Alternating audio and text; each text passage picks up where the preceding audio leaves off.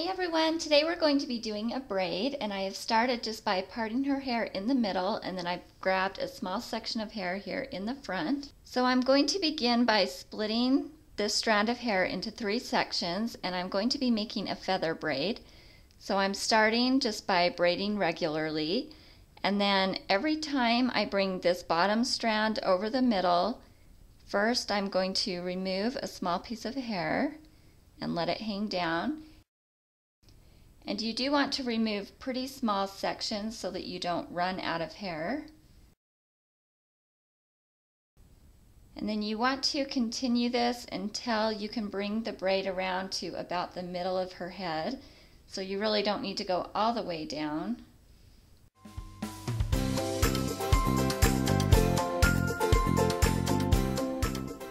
Okay, so I'm at the point where I'm pretty much to the middle, and so I'm just going to tie this off for now. So now that I have this first braid done, I'm just going to do the exact same thing over here. I'm going to bring a feather braid around to the middle of her head. Alright, so at this point I have made a feather braid on each side, and I am just going to bring them together here in the middle, and I'm securing them with a clear rubber band. So now I'm ready to start making these chains, and before I begin I'm going to spray these down with some water, and you really want these pretty wet so that you don't have to deal with flyaways.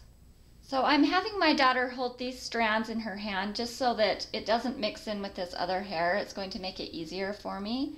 And then I'm going to begin by grabbing the first 2 strands that are closest to her face. And then I'm going to take these strands, cross one over the other, and just tie it into a little half of a knot. This is just like tying a shoe. And this first one I am going to tighten it all the way up to the top of that braid. And now I'm going to grab the next strand back and add it into the back strand. So one of these is closest to her face, the other one's closest to the back of her head. You want to add the new strand into the one that's closest to the back of her head. And then you're just going to take these and tie another half knot. This time you're not going to tighten it all the way. You want to leave a little circle just like that. And then again, I'm going to add in the next strand back into that back strand, tie another knot. And I'm trying to get these little circles about the same size. So you just keep going back the same way. You always add the strand in to the strand that's closest to the back of her head.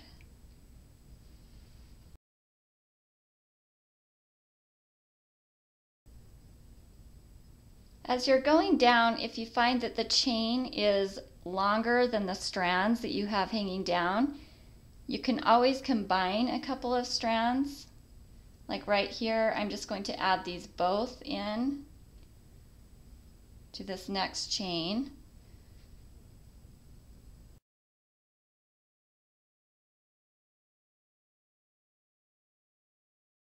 Okay, so I'm finished with the chain on this first side. I'm just going to clip it right here where it's knotted to keep it from coming unraveled, and I'm going to do the exact same thing on the other side. Okay, so I've made a chain on each side with those braids, and now I'm just going to take this little ponytail in the middle and combine everything into another elastic.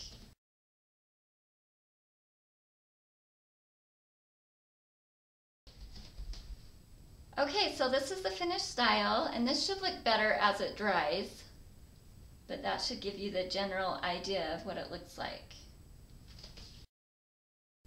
So another option you could do is grab your section in front, split it into 3, and instead of just making a feather braid, you could make a lace feather braid, meaning that I'm going to be bringing in strands here from the top to add into the braid, just like a French braid.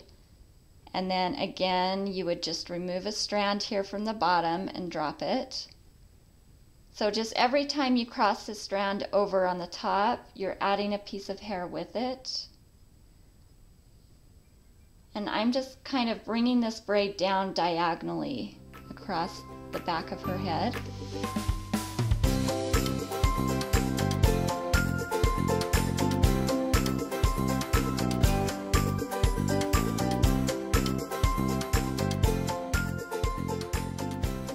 Okay, so obviously you could go down as far as you would like with this. I'm just going to stop right here for today.